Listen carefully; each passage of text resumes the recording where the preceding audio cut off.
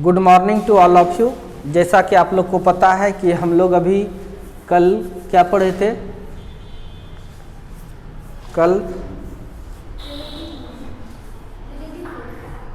Relative motion,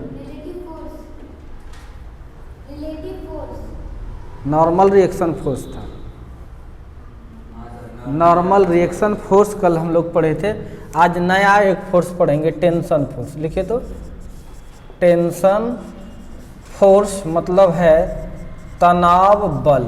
ये बल क्या है देखिए, the force between two molecules, the force between two molecules of string, two molecules of string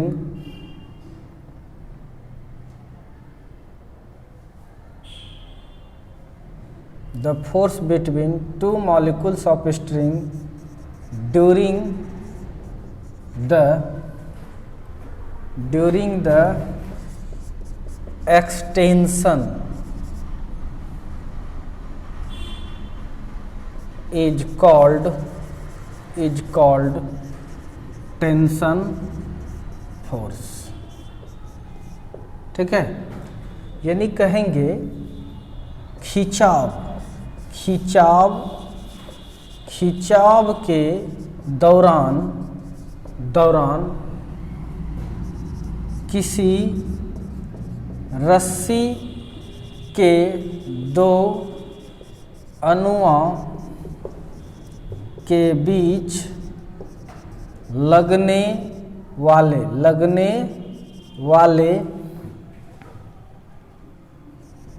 बल को क्या कहते हैं हम लोग? तनाव बल कहते हैं। तनाव बल कहते हैं। ठीक है, देखिए जैसे देखिए एक रस्सी है, सपोज डेट एक स्ट्रिंग है, स्ट्रिंग मतलब रस्सी है। कोई दिक्कत? कोई इसको इधर खींच रहा है F1 फोर्स से, कोई इसको इधर खींच रहा है F2 फोर्स से। खिंचाव हो गया, एक्सटेंशन हो रहा है। तो इसके बीच जो है रस्सी, मॉलिक्यूल से कोई चीज़ मिलकर बना होता है। केमिस्ट्री में जानते हैं, सब एक दूसरे से इंटरमॉलिकुलर फोर्स से जुड़ा हुआ होता है कि नहीं?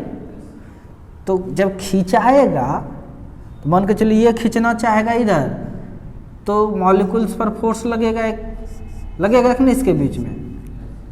नहीं, जैसे हम दोनों के बीच फोर्स लगेगा, बंधे हैं तो एक उधर खींचेगा एक इधर खींचेगा, लगेगा ना इसमें। इस तरह का यहाँ फोर्स जो लगता है, हर एक पॉइंट पर फोर्स लगेगा, हर एक पॉइंट पर फोर्स लगेगा।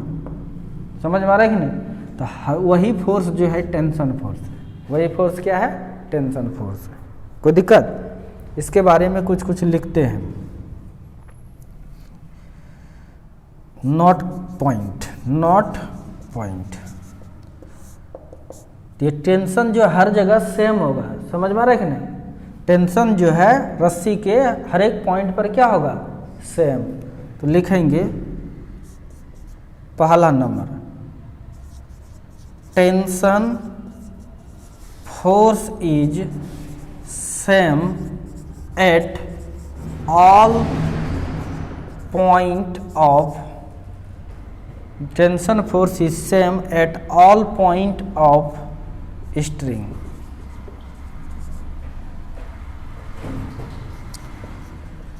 रस्सी के प्रत्येक बिंदु पर तनाव बल क्या होता है? समान होता है। कहीं कोई दिक्कत? नो दिक्कत। दूसरा चीज क्या रखना, ध्यान देना बाबू,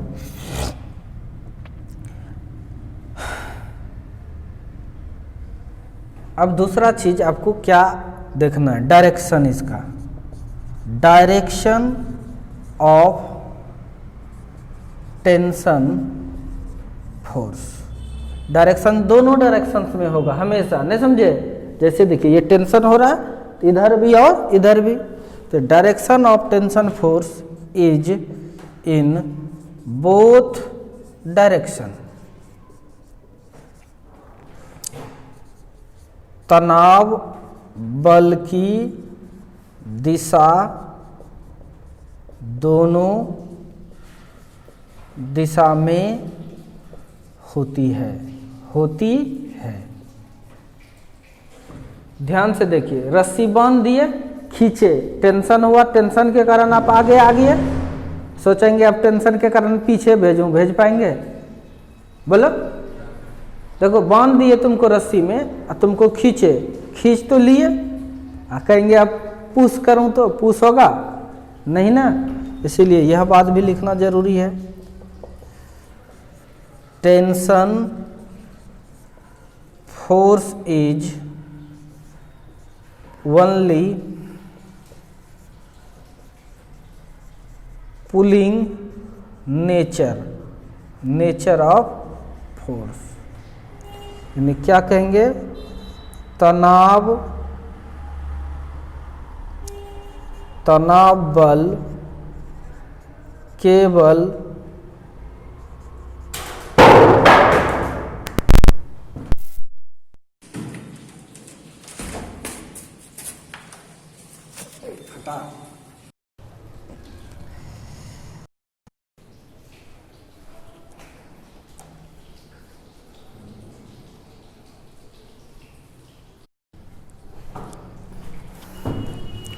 चलिए कुछ टेक्निकल फॉल्ट हुआ। चलिए देखिए, तनाव बल केवल खिंचाव प्रकृति के बल होते हैं। लिख लिया टेंशन, कोई दिक्कत? अब आपको हम एग्जाम्पल देते हैं, आप बना के दिखाइएगा। कोई दिक्कत? मिटा दूं?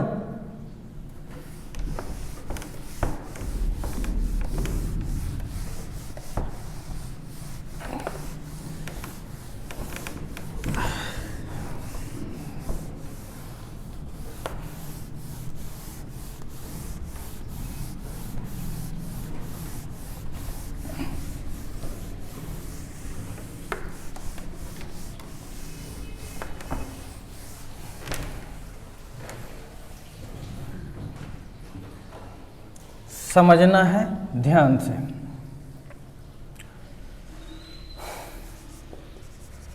In the given figure, find the tension force in string। ठीक है, यानी दिए गए चित्र में तनाव रस्सी का तनाव बल ज्ञात करें। दिए गए चित्र में रस्सी का तनाव बल ज्ञात करें।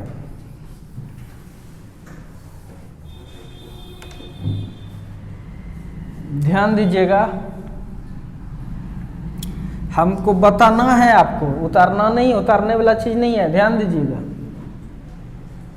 चलिए सबसे पहले एक रस्सी है, ये रस्सी है, समझ में आ रहा है, और इस पर लगाए फोर्स F। बताइए तनाव होगा ना हर जगह, है? बताइए तो कितना तनाव होगा? 0 होगा। खिंचाएगा रस्सी? ऐसा तो नहीं होगा ना, रस्सी सीधे चल देगा। समझ में आ रहा है कि नहीं? इसलिए तनाव क्या होगा? 0। दूसरा क्वेश्चन दे रहे हैं, देखिए ये रस्सी है, ठीक है, इसको फिक्स कर दिए, इसको फिक्स। अब इस पर फोर्स लगाओ, अब बताइए तनाव कितना होगा यहाँ पे? 0 कैसे होगा? अब रस्सी खिंचाने लगा जी, इसके बीच में खिंचाव आया कि नहीं? यहाँ तो खिंचाव ही नहीं आ रहा था रस्सी में। रस्सी में जब खिंचाव नहीं आया तो टेंशन क्या हो गया? 0। तो यहाँ पर आया, कितना टेंशन हुआ? भले यह मूव नहीं कर रहा है, तो इसका मतलब जितना यह फोर्स लगा रहे हैं उतने ही क्या है, ये टेंशन है। टेंशन कितना होगा? जितना फोर्स है उतना ही। समझिए, सोच के देखिए। अब आइए नेक्स्ट दे रहे हैं, एक फोर्स इधर लगाए F1 और इधर लगाए F2। बताइए टेंशन कितना होगा। तुमको कह रहे हैं कि F2 जो है, F2 बड़ा है किससे? F1 से। बताइए कितना होगा टेंशन? गलत बात।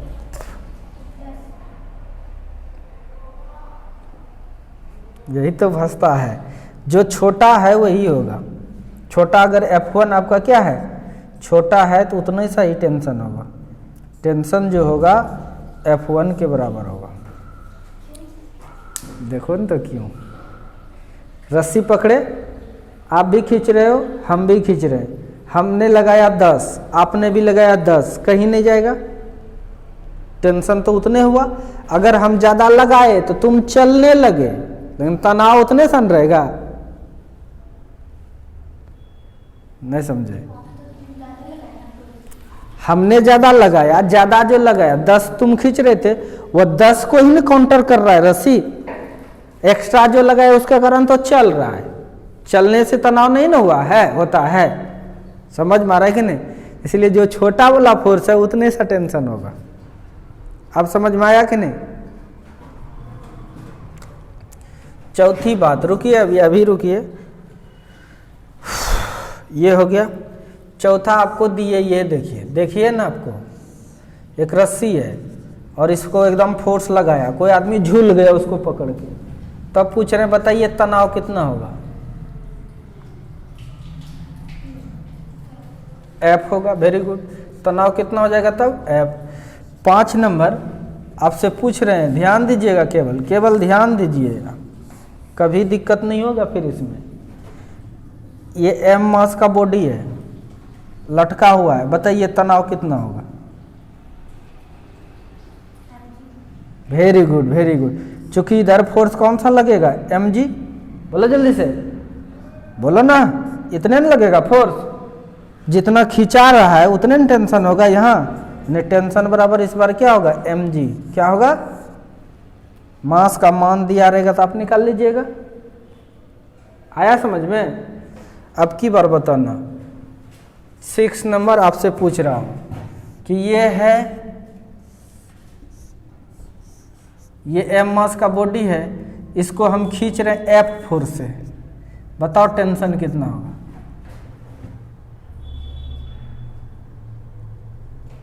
अरे बौद्धू, ये F दूसरा चीज है, ये वेट फोर्स है। ये क्या है?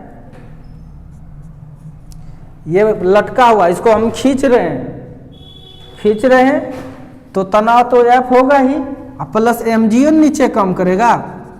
बोलो जल्दी से। तो तनाव कौन पैदा कर रहा है? दोनों मिल के कर रहा है। तो यहाँ पर टेंशन बराबर आप लिखिएगा क्या? F plus mg। ठीक है। अगर हम ये पूछूं, ध्यान से देखिए, ये है, ये मासी बॉडी है, अच्छी बात है, M मास का। नीचे से हम धक्का मार रहे हैं F फोर्स से, बताइए तनाव कितना होगा?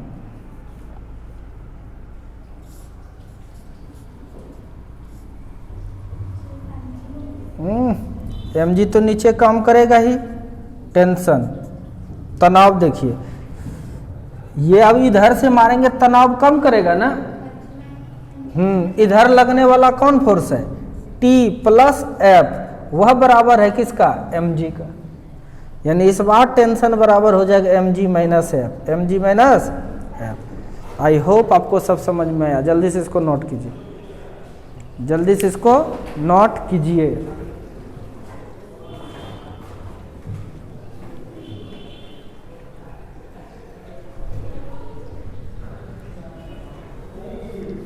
मिटाओ इसको, ऊपर केवल। चलो अब टेंशन फोर्स में मास्टर हो गए। अब तुमको स्प्रिंग फोर्स इक्विलिब्रियम पढ़ाता हूँ थोड़ा सा। इक्विलिब्रियम मतलब होता है संतुलन। The net force is acting on a body in all direction. The net force is acting on a body in all directions is 0, then it is called equilibrium.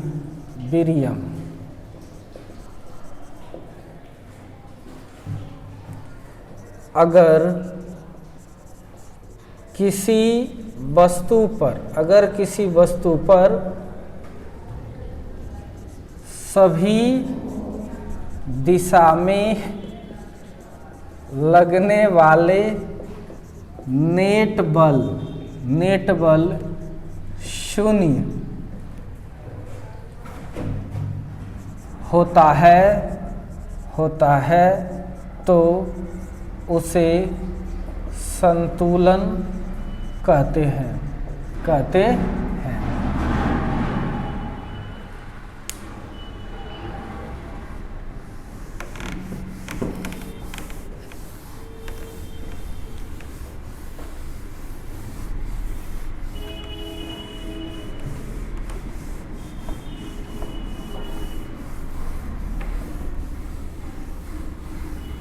मिटा दूं ऊपर सरपट मिटा दूं।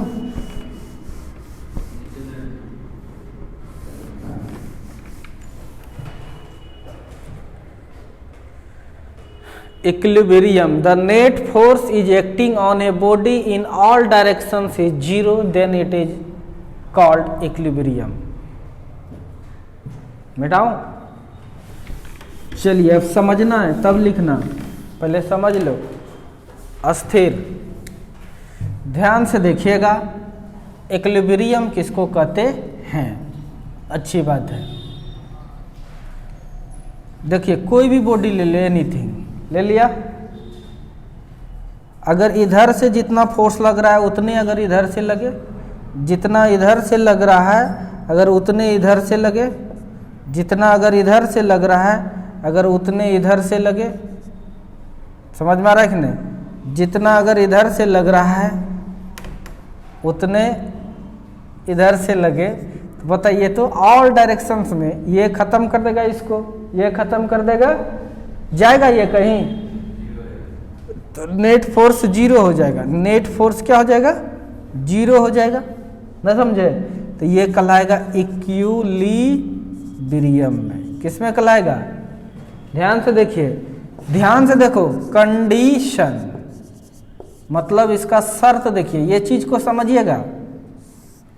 बातें इसी को कैसे घुमा के लिख देता है। क्या कंडीशन है? हमारे पास सभी दिशा में कितना डायरेक्शन होता है? 3 डायरेक्शन होता है, एक एक्स एक्सिस, वाई एक्सिस और जेड एक्सिस।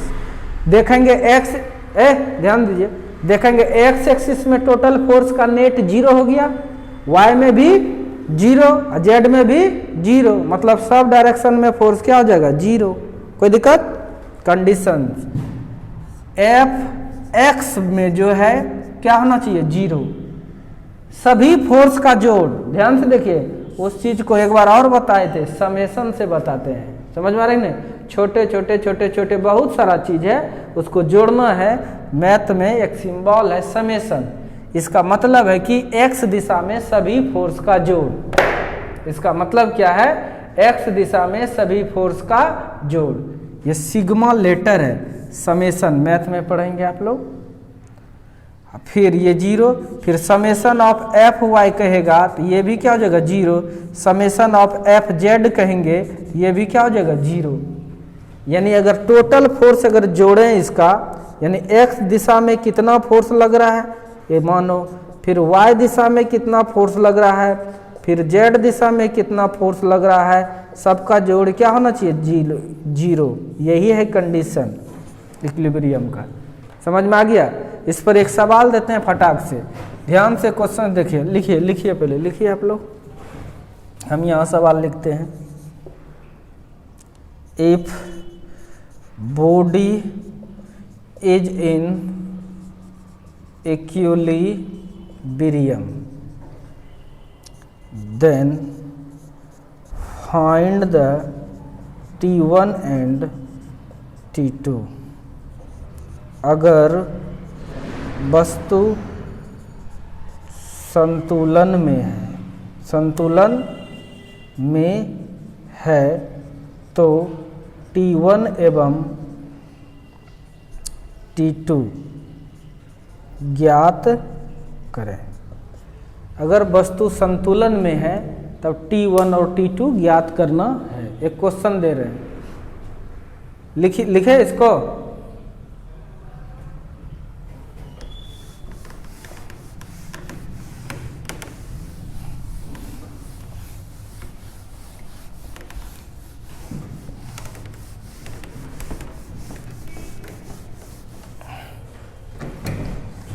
इस क्वेश्चन का फिगर दिया हुआ है, हम बनाते हैं ऊपर में फिगर। ये है ये है फिगर, ये सीलिंग है, फिक्स सपोर्ट छत, ठीक है। और ये एक दीवार है, ये एक ये दीवार है, वो वाला दीवार।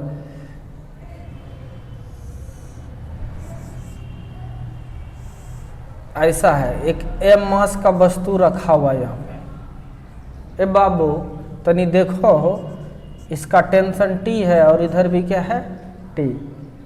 कोई दिक्कत? मान लो ये T1 और ये T2, यही निकालना है। ये एंगल दे दिया है 37 डिग्री है। ये लिख ली, ये निकालिए तो थोड़ा अच्छा सवाल दे दिए हैं, एससी वर्मा का सवाल है।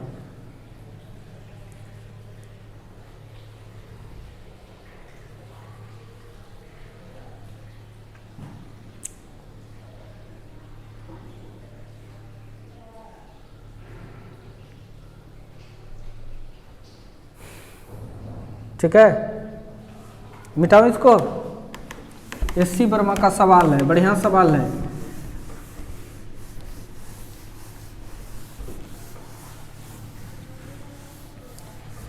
इक्विलिब्रियम में है ये, ना हिलबिल नहीं कर रहा है ने। ध्यान से देखिए, अब समझिएगा, हिलबिल कर नहीं रहा है।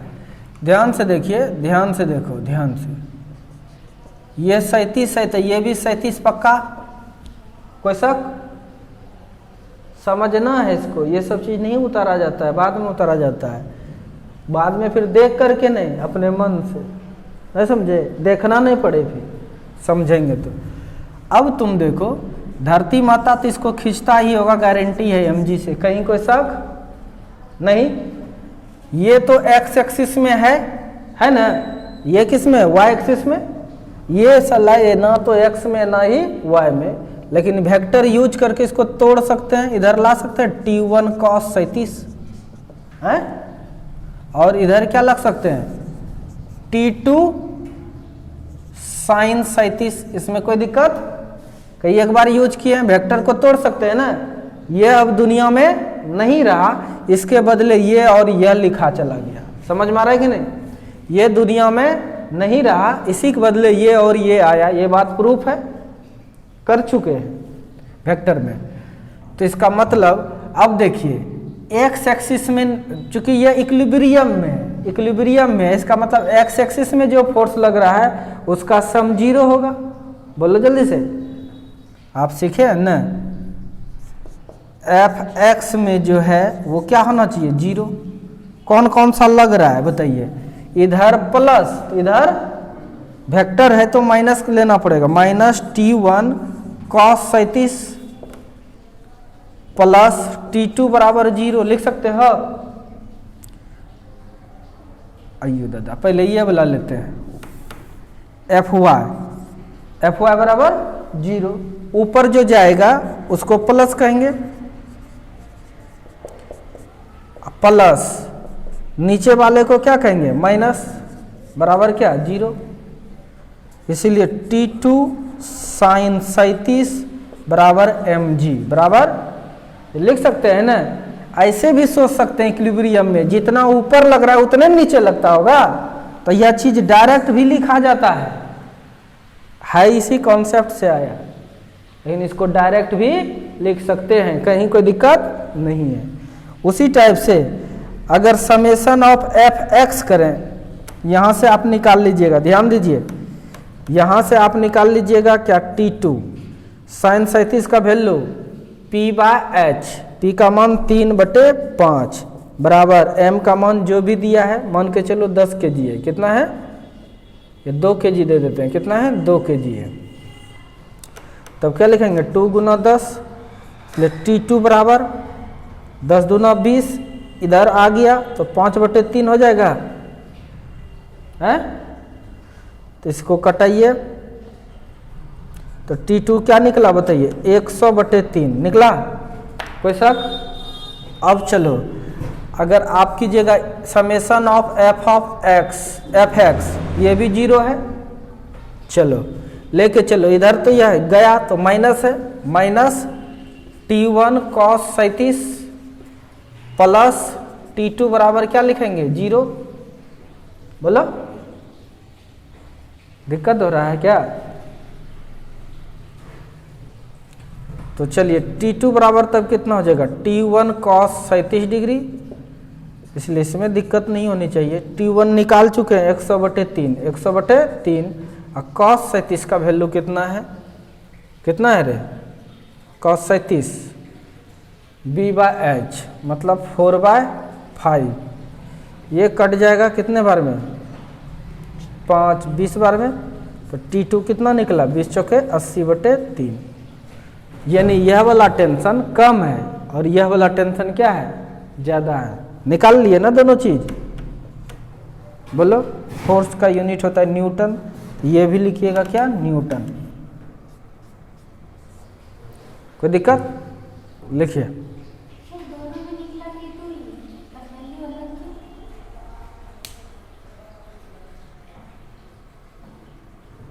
दोनों में T2 ही निकला, यहाँ पर गलती लिख दिए थे, ये T1 है, T था T1 cos theta, T1 sin theta.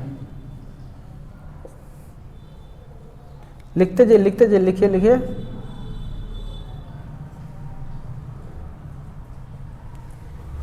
अब हो गया।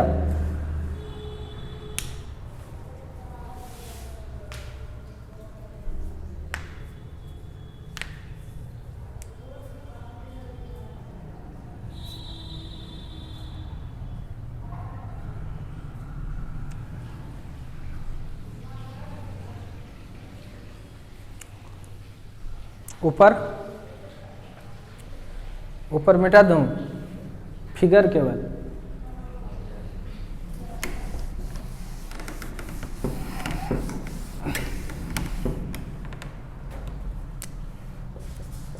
अब हम लोग पढ़ेंगे ये एक HW दे देते हैं अपने मन से, यही क्वेश्चन देखो, थीटा जो 33 था उस जगह पर 53 डिग्री कर देना, कोई दिक्कत, और फिर मास कर देना 10 kg, फिगर बनाना है, क्वेश्चन जो लिखा है उस तरह से सॉल्व करना है, नहीं समझे, फिगर उगर बना के सब चीज दिखाते हुए सॉल्व करना है। थीटा बदल देना, मास बदल देना, बना ही लेना, नहीं तो इसी में नहीं छोड़ देना। जैसे हम शॉट मारे यहाँ, तुम भी शॉटे मार देना कि बन तो जेबे करेगा। प्रैक्टिस बहुत जरूरी है। स्प्रिंग फोर्स कमानी बल, the force exerted by spring, the force exerted by spring during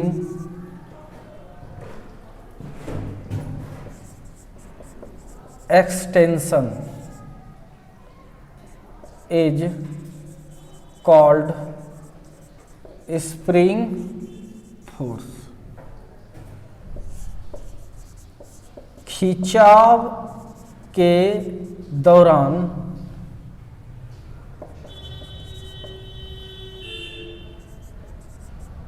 spring द्वारा लगाए लगाए गए बल को स्प्रिंग बल कहते हैं। लगाए गए बल को स्प्रिंग बल कहते हैं।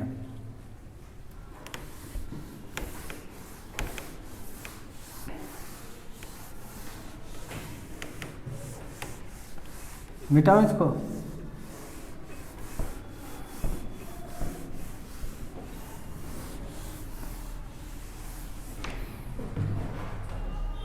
देखो यहाँ समझना, इसको ध्यान से देखिए। समझना है तो समझना है। ये मान के चलिए एक सपोर्ट है, फिक्स छत है, एक स्प्रिंग है, ये स्प्रिंग है नॉर्मल कंडीशन में भी, नॉर्मल, ना खींचे हैं ना दबाए हैं। इसको जब दबाते हैं आप, इसको मान के चलो x डिस्टेंस से दबा दिए। कितना से दबाए? तो फोर्स लगाएंगे तब न दबेगा, बोलो। एक्सटर्नल फोर्स लगाए, दबा, तो आप दबाइएगा तो स्प्रिंग नहीं धक्का देगा उधर से, स्प्रिंग भी इधर से फोर्स लगाएगा।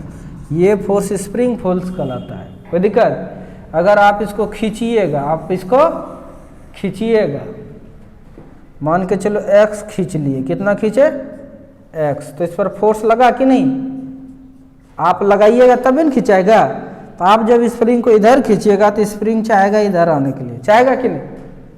तो ये जो फोर्स हो गया, ये स्प्रिंग का फोर्स है। किसका फोर्स है? हुक साइंटिस्ट ने लॉ दिया, हुक्स लॉ। हुक ने क्या कहा, तुम समझो, ध्यान दीजिए कि जितना ज्यादा तुम दबाओगे उतने ना फोर्स लगाएगा ये, या जितना ज्यादा तुम खींचोगे उतने ना स्प्रिंग फोर्स लगाएगा।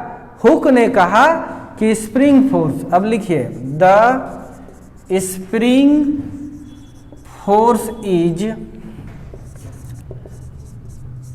डायरेक्टली proportional to the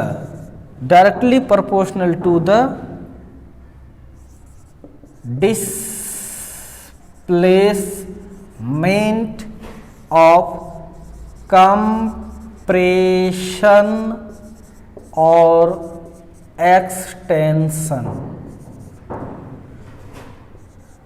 यानी कहेंगे हुक का नियम। क्या है हुक का नियम? हुक लगा दो। तो कह रहा है क्या? खींचाव या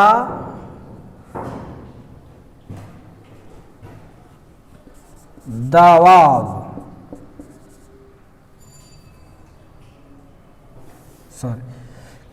कहा ये स्प्रिंग बल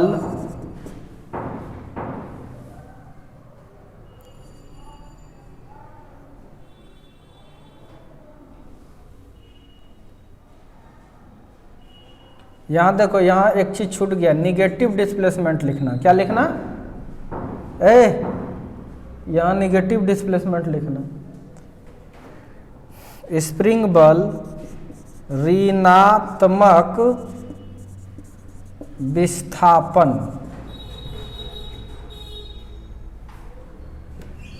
ऋणात्मक खिंचाव या दबाव विस्थापन। हुक का नियम, स्प्रिंग बल ऋणात्मक खिंचाव या दबाव विस्थापन के समानुपाती होती है। अब समझना है, ध्यान देना, बोलना नहीं पड़े ये बार बार। देखो स्प्रिंग फोर्स किधर लग रहा है? नीचे। तो यह दबा किधर है? ऊपर।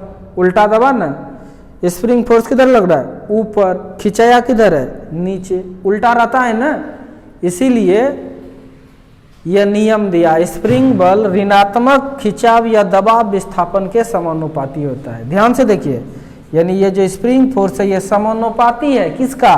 एक्स का। एक्स जितना बढ़ेगा उतने न बढ़ेगा, लेकिन माइनस साइन के साथ, लेकिन माइनस साइन के साथ। क्यों? पता चल ही गया तुमको।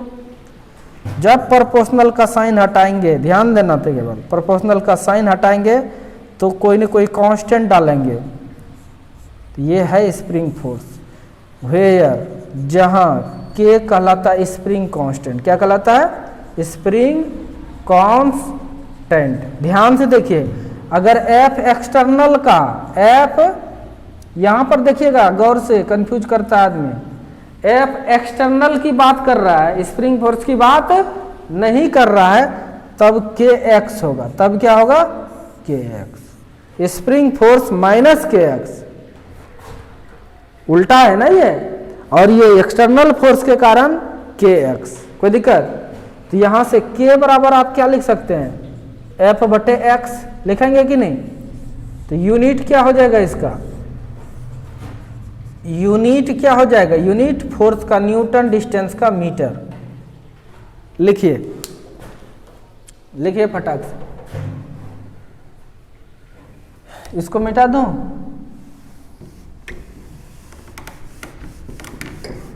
फिगर मिटाऊं?